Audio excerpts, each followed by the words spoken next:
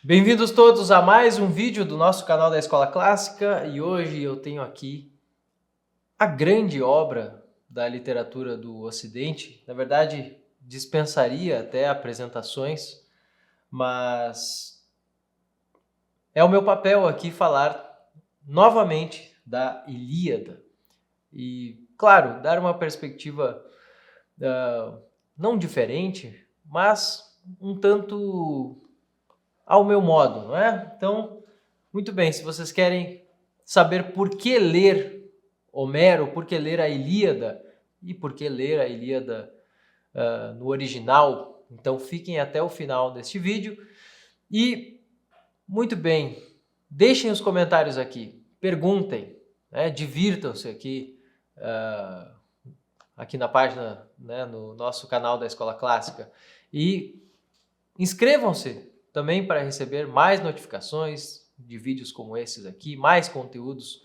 como esses. E eu espero que tu tenhas realmente vontade de ler, de devorar esta obra de Homero, devorar a Ilíada, como tantos e tantos homens tiveram, vendo que isto é uma atividade em si mesma e não tem nada demais, né? Não tem nada demais em mostrar que leu Homero, mas há algo muito grande em ter lido e ter pensado e meditado esta obra, ter meditado a Ilíada e depois, certamente, a Odisseia. Mas vamos falar aqui da Ilíada e uma das coisas que nós vemos hoje em dia, não sei, talvez todos vocês tenham ouvido falar sobre isso, alguns não, mas é uma atividade moderna, né? Então tem pessoas que, ao tentarem justificar, por exemplo, o conhecimento literário ou o conhecimento humanístico, né? Falam hoje em criação de cenários. Então nós temos o tempo todo esta ideia de que quanto melhor nós conseguirmos projetar um cenário futuro, bom, qual é o cenário futuro do Brasil, por exemplo?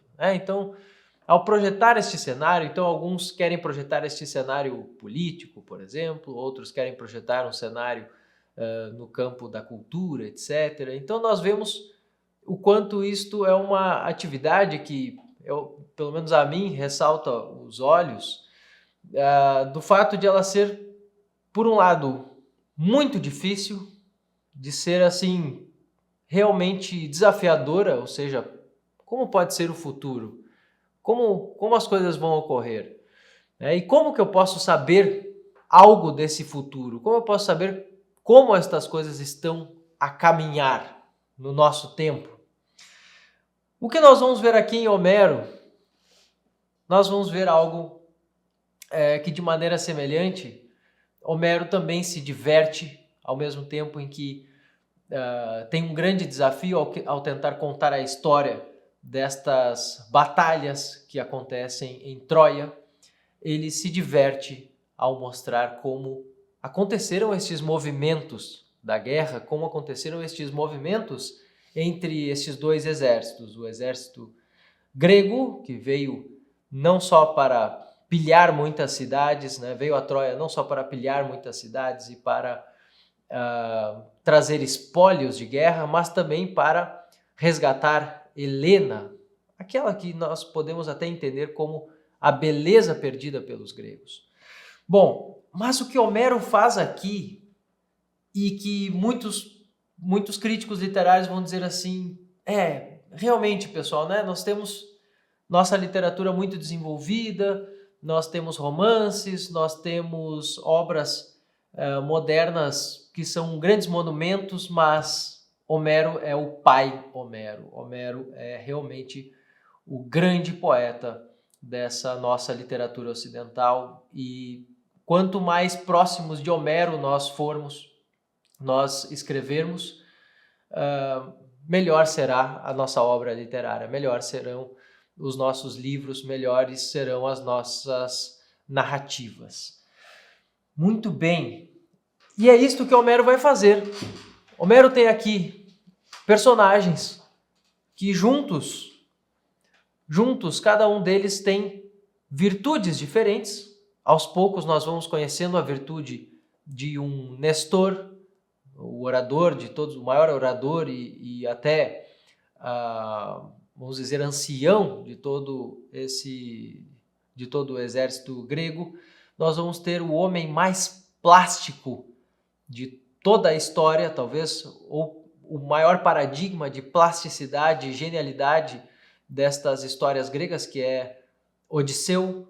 Nós vamos ter o maior herói, mais forte e glorioso de todos os tempos. Nós vamos ter aqui Aquiles, nós vamos ter os generais mais duros e imponentes, né? Nós vamos ter Agamenon e Menelau, os grandes reis que aqui coordenam toda esta batalha dos gregos, coordenam esses exércitos gregos de muitas cidades que se unem contra Troia. Nós vamos também ter um dos maiores exemplos de virtude no lado oposto, né? No lado oposto aos gregos, que é Heitor. E esses personagens juntos, nós vamos notar que em Homero, uma coisa que fica muito clara já nos primeiros cantos, se nós vamos dividir em cantos, né? Então a poesia originalmente não era dividida nesses cantos, mas foi dividida assim de uma maneira muito boa. Mas se nós lermos os primeiros cantos, nós já vamos ver o quanto, embora eles tenham essas virtudes, embora eles tenham propriedades muito bem determinadas aqui, nós vamos ver que é um tanto imprevisível. Os movimentos que Homero coloca nesses personagens, eles não são muito previsíveis. Mesmo as atitudes de Aquiles não são muito óbvias, né? Quando Aquiles deixa suas armaduras para que Patroclo, então, apenas afugente os exércitos troianos, isso, ao mesmo tempo, nos mostra um outro aspecto escondido de Aquiles. E nós não vamos ter isso apenas com Aquiles, nós vamos ter isso com absolutamente todos esses personagens. Nós vamos ter, por exemplo, momentos em que o próprio Odisseu se rende à autoridade de Aquiles e está ali aos pés de Aquiles implorando para que ele volte à batalha.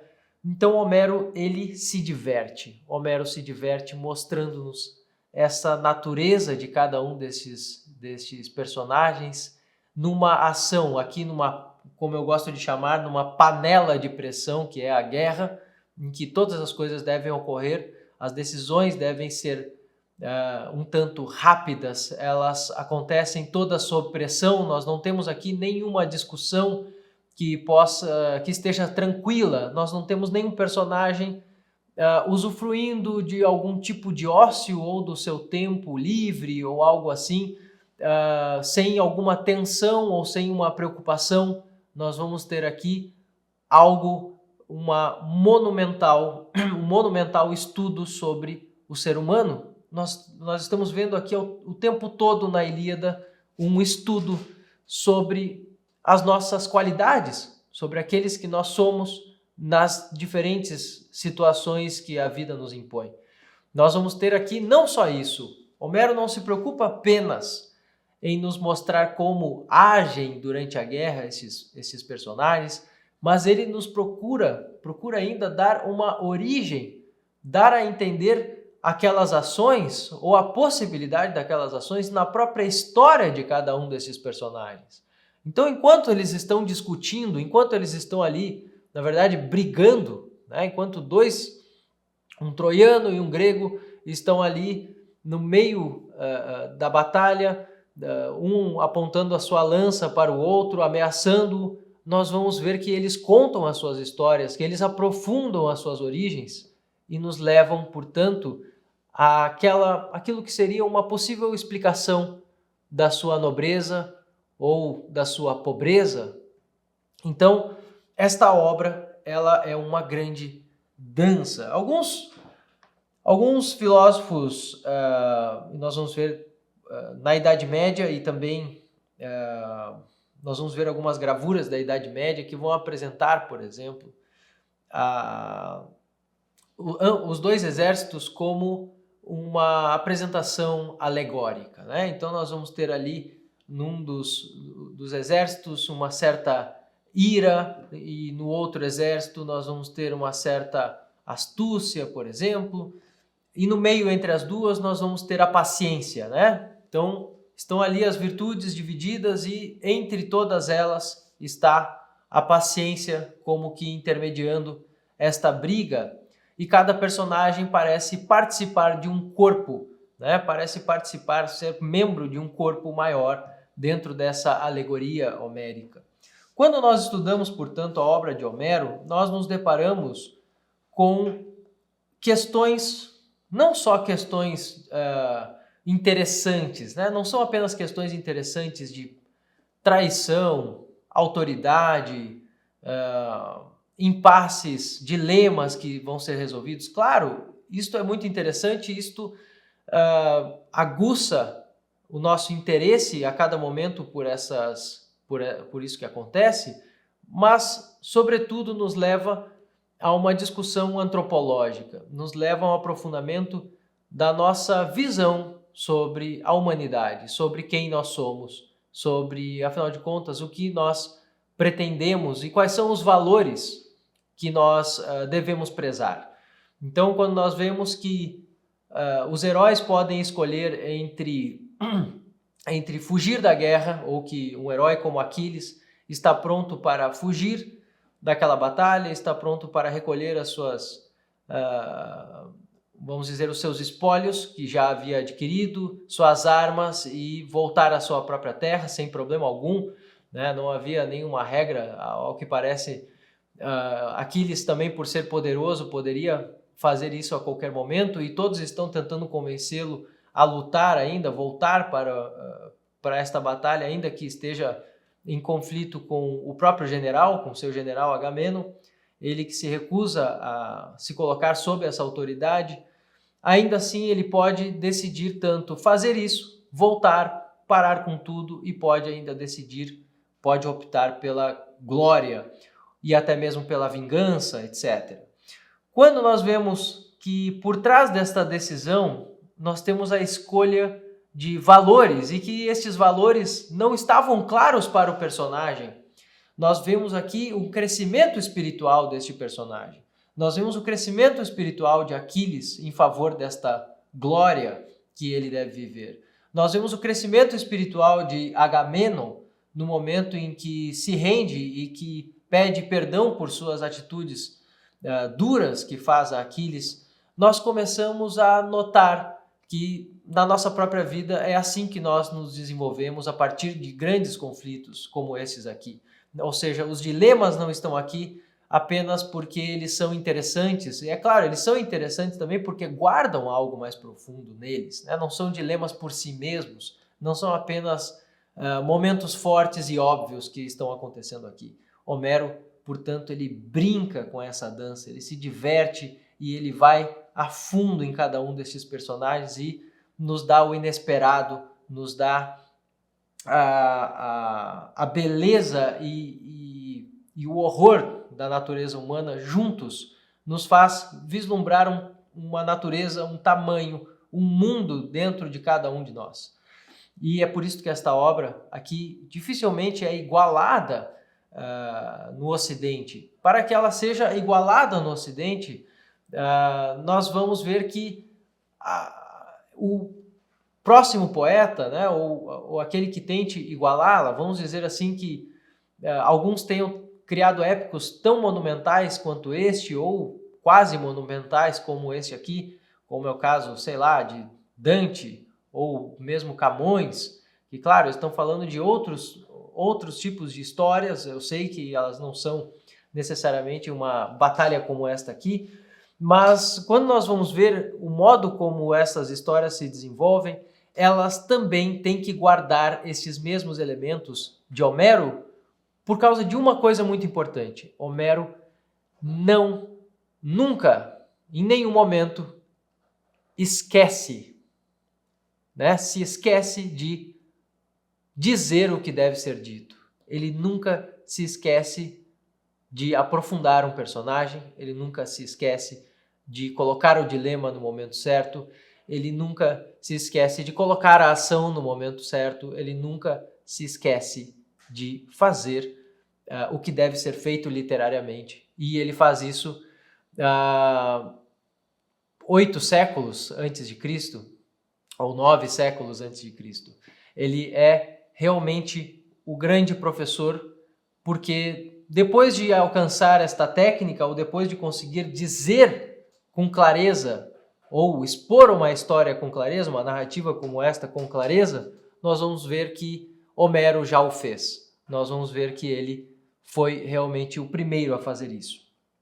E aqui é interessante que nós tenhamos contato com a obra grega, justamente pelo peso, assim como falo, como diria também Parasíldo, como diria a respeito mesmo da filosofia grega, o peso semântico das palavras, a cosmovisão grega fica mais clara, fica muito mais clara e fica muito mais profunda também quando nós conhecemos este vocabulário grego, quando nós conhecemos a obra escrita na sua forma original. Até mesmo porque quando nós não conhecemos nada disso ou não lemos nada desta obra original, nós estamos sempre em dúvida das escolhas do tradutor. Será que ele quis dizer realmente rei porque ele é um rei e tem seus, por exemplo, impera sobre muitos povos ou povoados gregos? Ou será que ele é apenas uma autoridade ali dentro da guerra?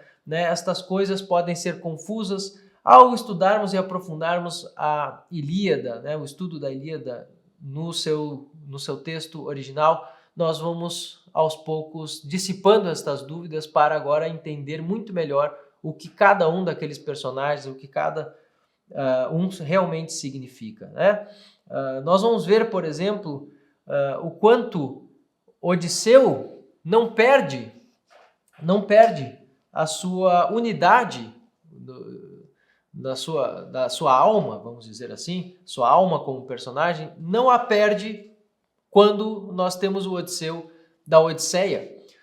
Então nós vamos ver que estas duas obras realmente estão ligadas e é o mesmo personagem. Nós vamos ver aqui um grande retórico, um grande orador, este que vai ser o Odisseu, não só um grande orador, mas um homem capaz das maiores, vamos dizer, invenções dentro das suas atitudes, um homem que decide a partir de dados complexos dentro desta guerra, e ele mesmo é o grande, vamos dizer assim, é o personagem que mais se identifica como que um agente secreto dentro desta batalha, ele mesmo que vai espionar como um espião, por exemplo, que tem de usar toda a sua criatividade para espionar o exército oponente.